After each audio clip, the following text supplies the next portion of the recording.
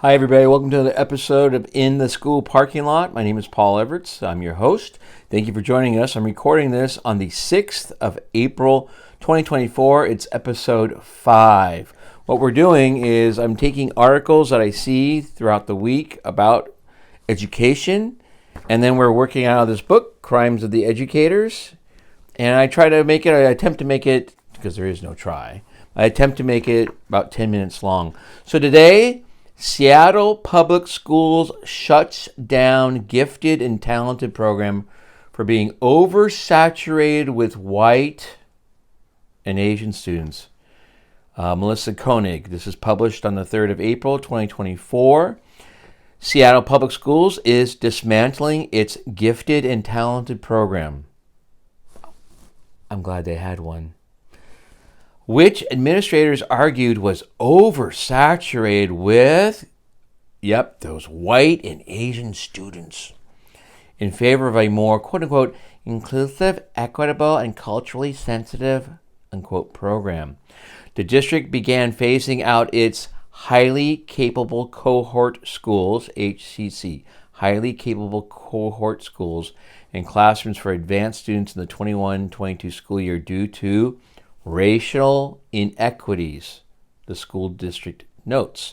The program will completely cease to exist by the 27-28 school year. So there's time, Seattle. Save it. Save the darn program with a new enrichment for all model available in every school by the 24-25 school year. School officials said on the district website, the program is not going away. It's getting better. The enrichment program currently only allows students who place in the top 2% on standardized exams to be placed in the highly capable cohort to receive enriched learning.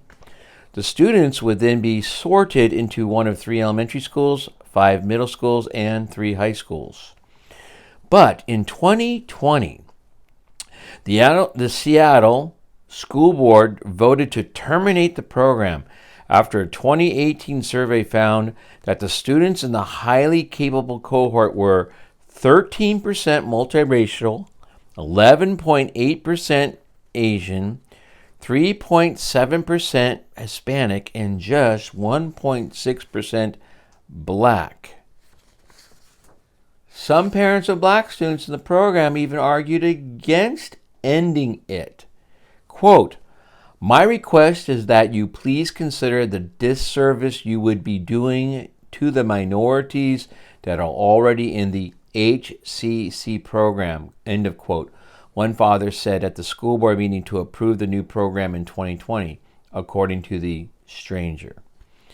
Quote, the program does more for Black children, particularly Black boys, than it does for their peers, end quote. But then school board vice president happens to be a white lady. Sigh. Chandra Hampson shot back. This is a pretty masterful job at tokenizing a really small community of color within the existing cohort. I would read the rest of the article if I were you, and it's in the bottom in the description. I want to point out, though, and I'm a simple man, okay? I've been told that by many people, and I know I'm raging some of you people right now. And if you're watching, I'm touched. The population of Seattle breaks down to this: 63.6% white, 6.7% Black or African American alone, 0.6% American Indian and Alaska Native alone, 16.8% Asian alone. So doesn't this population kind of mirror the school? There's going to be more whites in the program. There's going to be more Asians in the program because there are more of those people in Seattle. I don't know. All right. Let's go to Crimes of the Educator because I'm running out of time. So we're going to continue to highlight the chapter we're currently in is How John Dewey Creates a House of Lies from the excellent book, Crimes of the Educators. We're on page 21. Even the city of Boston, touted as the Athens of America, is grappling with a school system in disarray. According to the Boston Globe, quote, Reading has been particularly problematic in Boston's classrooms. Only slightly more than 30% of third and fourth graders were proficient in reading on the Massachusetts Comprehensive Assessment System, according to last spring's results, the most recent data available. End of quote. So even the children of Boston are being dumbed down by their schools. Communism as an economic and political philosophy was created by, you don't know this, do you? Robert Owen, 1771, 1858.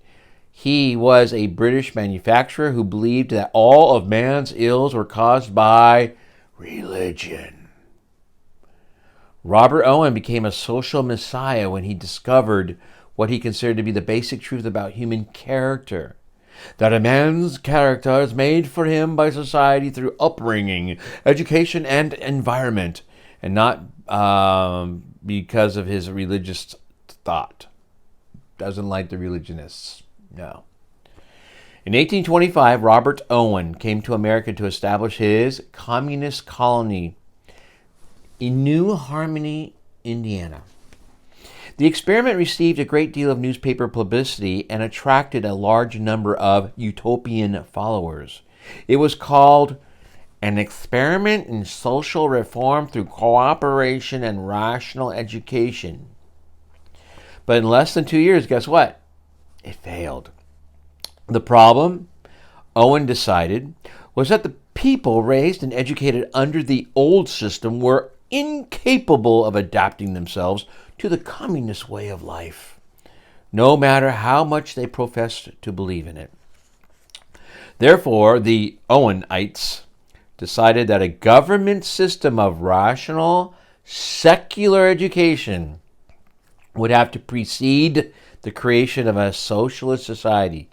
They subsequently launched a strong campaign to promote a national system of secular education. Here's how chapter 2 ends. Thus, we know that as early as 1829, the communists and socialists had adopted subversive techniques to further their ends in the United States. Techniques that John Dewey and his progressive colleagues would continue to use right up to the present, which means today. Public education was the result of an unholy alliance between Owenites, who wanted public schools to promote socialism, Unitarians, who wanted public schools to get rid of Calvinist influence, and Protestants, who wanted public schools to counter increasing Catholic immigration. The system we now have is anti-Christian, pro-socialist, and owned lock, stock, and barrel by the progressives and behavioral psychologists. The system is a training system designed to treat children as little animals in conformity with educators' prevailing belief in evolution.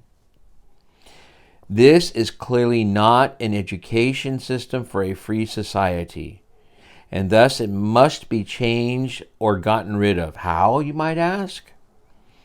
American parents have shown that they still have the freedom to educate their children outside this corrupt government system.